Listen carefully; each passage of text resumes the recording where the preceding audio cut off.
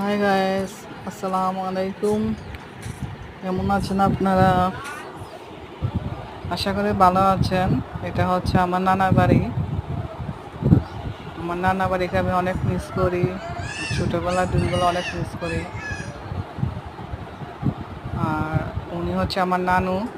আর ইনশাল্লাহ নানু এখনো বেঁচে আছেন, সবাই দোয়া করবেন। আর ওই যে সামনেও উনার